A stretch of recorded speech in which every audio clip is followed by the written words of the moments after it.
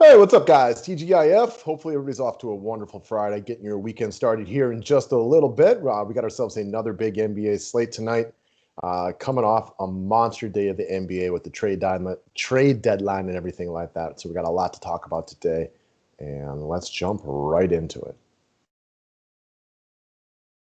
So before we get into that, guys, if you're looking for a free DFS 5-pack membership, we got a couple of ways that you guys can get there. So you hear us talk about drafters, and I got more to share about them here momentarily.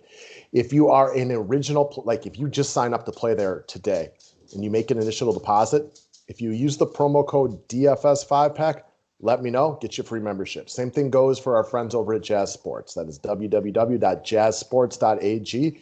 Use the promo code just 5-pack. Pause your video if you need to right here and take a look at it. Bigger deposits equal longer memberships, plain and simple. If you guys sign up for either of these, please let me know so I can get you that free membership. Speaking of drafters, why we talk about them all the time is just because it's fun. Yesterday, we ran a 1, 2, 3, 4, 5, 6, 8-person draft with a bunch of our different customers. It plays out like an old school fantasy draft with these snakes, but you're just drafting for the day. And why it was fun. Well, for me, it was fun because I won this one. I was due for a nice win.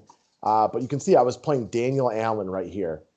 And I won 223 to 221 watching that Kings game. So, like, he had Fox and Poole. And Poole got hot in the third quarter, and he passed me.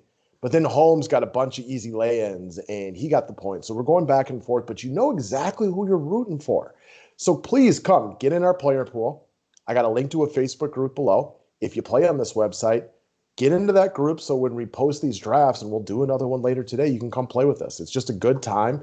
And you don't have to worry about as many as the scratches. Now, yesterday was a little bit different, but normally it's not as big of a deal.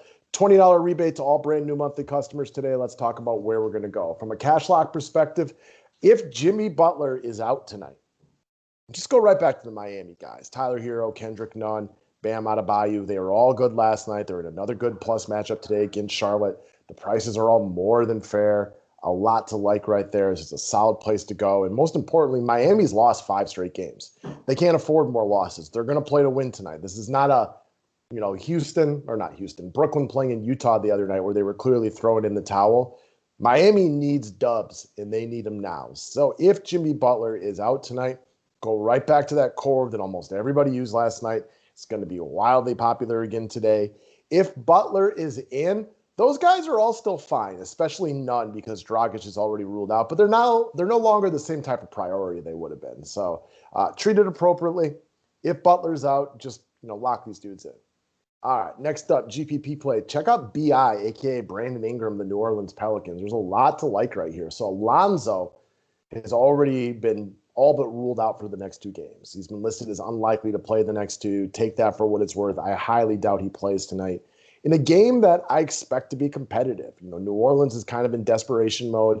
And while their record isn't great, we know New Orleans is still, they don't always get the wins, but they're very capable of playing a decent team like Denver and playing well tonight. With the game in New Orleans, I expect this game to be competitive. Denver has struggled against wings throughout the season. Maybe that'll change, when Aaron Gordon starts playing. We'll see. But as for right now, he will not be in tonight.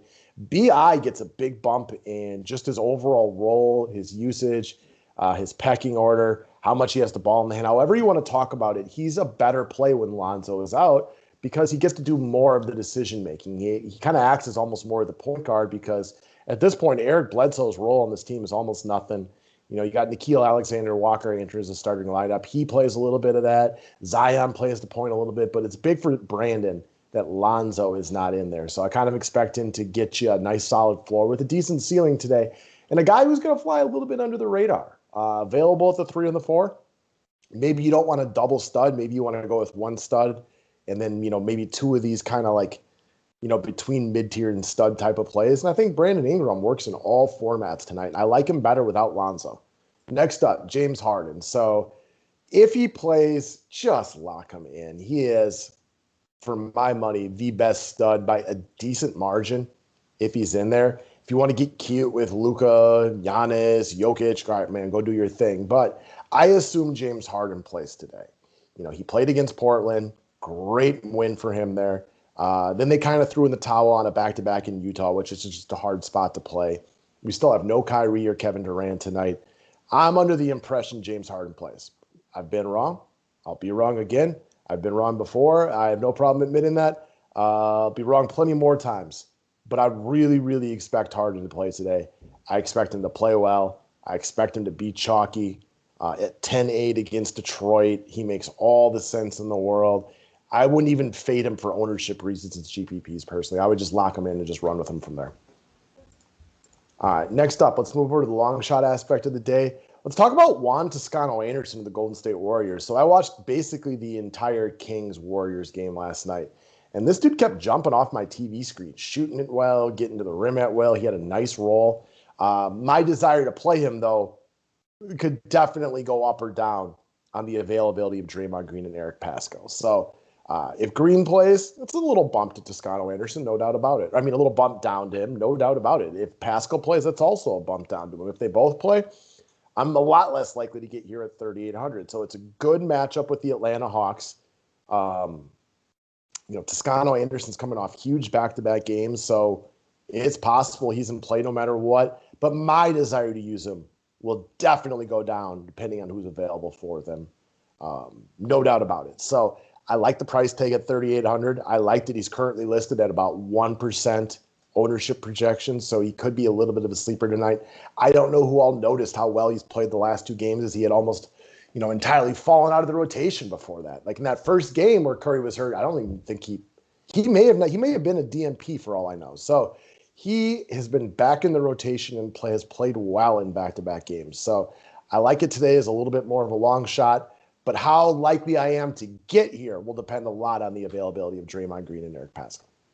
Next up, let's talk about the Orlando Magic and Bamba number 5 right here. So he's a better play if starting. Just proves that the Orlando Magic want to take a better look at him today. This really might be the only game where he could be the guy. I'm under the assumption that when Wendell Carter gets there, he's going to be the starting center, and he'll be the man there. So Bamba's a very capable DFS player. However, if he's coming off the bench, he becomes an even bigger long shot because at that point, I just don't know what to expect out of him. It's completely possible the Magic have just tired of this guy already, and they just don't think he's going to amount into anything. It's possible that he's the starting center moving forward. I don't think that's a high possibility, but you never know what the Orlando Magic are thinking as they just created a massive fire sale yesterday, moving on from their top 3 players. Interesting to see what they do tonight. No Terrence Ross again today, so now they're missing all of their best players. They're either been traded or not playing tonight. This is going to be one of the worst teams to ever be run out in an NBA game. Like, who's their best player? Ennis? Bacon, Michael Carter-Williams, it's a bad basketball team. Now, it's possible they band together, play their hearts out, and play well today. I can't picture them winning this game, but I suppose crazier things have happened. It's also very possible they score 74 points tonight and just have no way to put the ball in the basket. Bamba is a capable DFS player, though. If he's starting, I like the idea of him playing well here. If he's coming off the bench, less likely to get there, but also makes him more of a long shot for those of you looking for him. They did price up most of the Magic players. He got a price bump, not an insane price bump, but a price bump that's deservedly so, knowing that they're shorthanded. He should play no matter what. Although we don't know if it's going to be him, Kem Birch, Akiki, all 3 of them, none of them. We'll see what the Magic do tonight, but watch and pay attention. Portland's a plus matchup. We just saw Bam, who was obviously twice the player that he is, absolutely destroy them last night. So best of luck to everybody today. Go check out Drafters if needed to be. Sign up, get that free membership, guys. Have a great Friday. We'll talk to you guys tomorrow.